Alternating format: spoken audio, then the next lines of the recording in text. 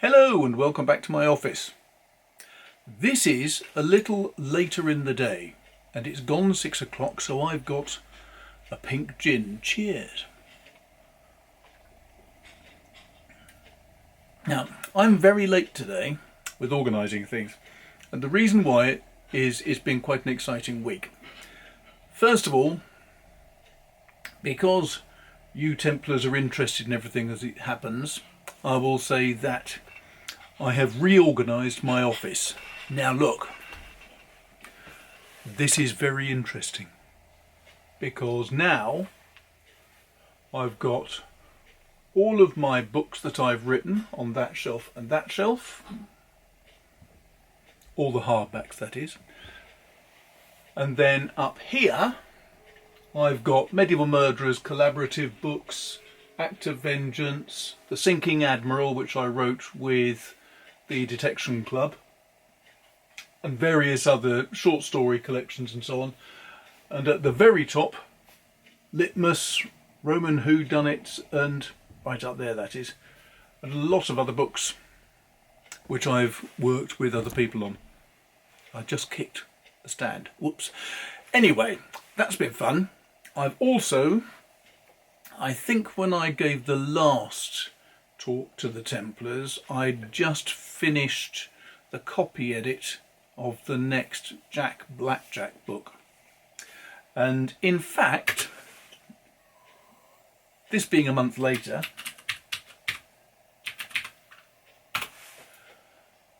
the editors have just sent me the proof copy. So I've now got 2 more weeks of working flat out on Death Comes Hot, which I think is quite a good title. It works quite well for Jack Blackjack. Soon as that's done, I've got to finish off the Mrs. King story, which I hope to be able to put up in a week or so that Patreons only will be able to see that.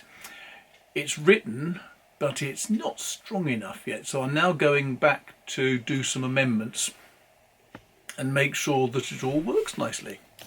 Let me just get this back a bit because that's a little bit better, I think. So that's all fun. So I've had short stories written, I've reordered my working area slightly, which has got a downside because it now means there's piles of books on that little table over there, which is a pain. I've got to figure out where on earth to put them. I can't put them on the shelf where those books were, which is over there on the opposite wall. Reason being that that shelf has got a distinct bow in it and those books are really dense and very heavy. But this week has been a bit of a disaster for work.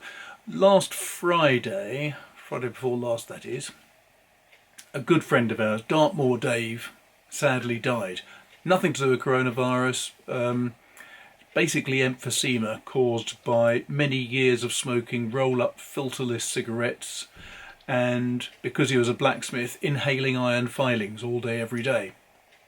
But he was a lovely bloke and he had lots of little sidelines. One was, for example, he used to work up at the army camp at Oakhampton as a range clearer. He used to help invent and design target practice sessions for the soldiers. He also spent a lot of time with explosives because he was the local guy around this part of Devon who would organise firework displays. So he was very experienced in setting off rockets and bangers and all sorts in sequence in time to music. He was very good at it. So when he died, his wife called me, his widow called me, and said, "Mike, would you come up and help take away some of this black powder and stuff? Because I've got an explosives licence." So I went on up there and collected all these items. I'm just going to move this slightly because the camera is jogging and jerking. That's better. So I went up and she directed me to the shed where his black powder was stored, and I went in there and had a good look around and found some black powder.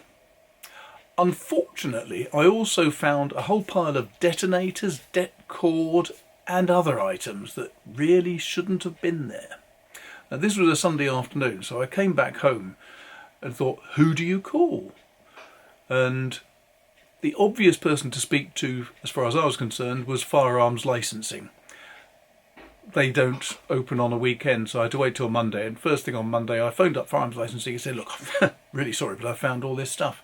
And they were ever so helpful. It was really wonderful experience. The local policeman came down and said, so I understand you found some stuff. And I said, yes. He said, oh, that's interesting. So we wandered up to the shed and I showed him, well, look, this is this is deck cord and stuff. What do you reckon? He said, well, I think I could take that back, but it wouldn't please our property services manager. So, what about this box? This has got these funny little black things. And he said, they're detonators, I'm not touching them. So, oh, right. So I'd found this other little set of cartridges and said, what do you think these are? And he said, oh, they're flares, mini flares, but they look very old. I don't think I like them. And then I had this other briefcase-sized thing and said, these are signal flares. And he said, I'm not touching them either, because they had funny swellings all the way along these tubes. I thought, oh, struth, not safe. So, to cut a very, very long 3-day story short, he contacted the bomb disposal unit down at Plymouth, and these 2 delightful naval chaps turned up and came and took away all of the stuff with a big sandbox, which the younger of the 2 carried up the stairs to the shed, and they poked a hole and put these detonators in very, very carefully, one by one, because apparently these things that I'd picked up and moved around in the shed the day before were absolutely unstable. They had a working life of 10 years. After that, they were too unstable to be kept. And they were dated, or they apparently were stopped being used by the army in the 1980s. So these things were very unstable. Still, it made for an interesting experience, and it will make for a story at some point. What else has been going on? Well, I've been trying to think about different ideas for stories, and the detonators, det cord and everything else is going to appear in a book, I think, because that's quite a fun concept. But the main thing I'm trying to work to now is getting the next idea down for Jack Blackjack, for the Tudor Mysteries. I work on a fairly precise approach with him, which is I invent a pretty appalling first situation for him, and then let that run on and see what I can throw at him to make life more difficult. The interesting thing is now I'm working at a period when Queen Mary was getting very unwell, and there were various sort of minor rebellions against her because she wanted to give all the abbeys and priories back to the church, the Catholic Church, for example. And a lot of the members of the House of Lords had acquired the local abbey and were living in it, and they didn't want to give up their property and so on. It's one thing for the Queen to do that, but it's something else for other people. So that's an interesting time. I might make use of the House of Lords. Other stuff, well, it's been really quite difficult. I mean, the simple fact is having a whole family at home does make for a lot more interruptions and much more difficulty. I had thought that possibly with the lockdown I'd have time to clear up some of the garden, do a bit of hedging. I thought I might be able to do some more painting. I've actually just received, it is reaching over, a very interesting box of paints. It's interesting because these paints have all got a lot of graphite. That's why graphite tint, I think. Now I sent this by Derwent so I can have a practice with them. I've used them twice and I am absolutely blown away by them because they're strange, but they give a really moody sort of highly contrasted, strongly toned picture. And Derwent have been producing this type of colour as water-soluble pencils, which are quite fun, but as you push the paint around it sort of forms a dark edge, which is not good if you're a watercolourist. But because these are watercolour blocks, as you can see in that palette, they work really, really well. So I'm looking forward to trying to use them, but trying to find time to do things like that is really difficult. I have to walk the dogs for an hour and a bit a day. I have to try to keep up with Twitter and all the other flaming social media there are. I have to try to read books. I have to try to research things. And trying to do all that and to have a story in the back of your mind and put that down on paper is so difficult. Not stressful, but it is difficult, especially when you're being interrupted all the time. Hey ho. Right now though, I've got a son whose birthday it will be as you watch this. If you're watching this the day it comes out, you may not, of course, some people don't. But it has got in the way of things slightly. The miserable sort of a birthday for a lad who wants to have his friends round and celebrate. And he can't because we're in lockdown still. It's very sad.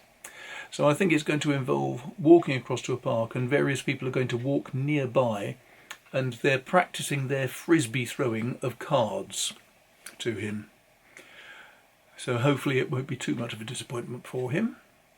Meanwhile, my daughter's finishing off her final projects for her second year at university, which has to be in on Tuesday. So Tuesday, Wednesday, there's going to be a certain amount of celebrating going on, I think. But apart from that, all is well. I hope you are too, because there's so many people that are falling with this coronavirus. Luckily the numbers are reducing, but let's just hope there's not going to be a second great surge of it, which is the alarming thing. Anyway, that's it for now. I've now got to sit down and do these proofs for 2 weeks. I've got to finish off a short story, and I've got to have ideas for a whole bunch of other stories that I have to write. What excitement. And hopefully I'll find some time to do a drawing or a painting in the middle. Thanks very much for your patronage again. Hope that was interesting, and do please contact me. You know how to. And I'll be delighted to answer any questions or to have any further discussions with you. Apart from that, I'm going to drink this now, and I'll see you soon. Take care. Cheers.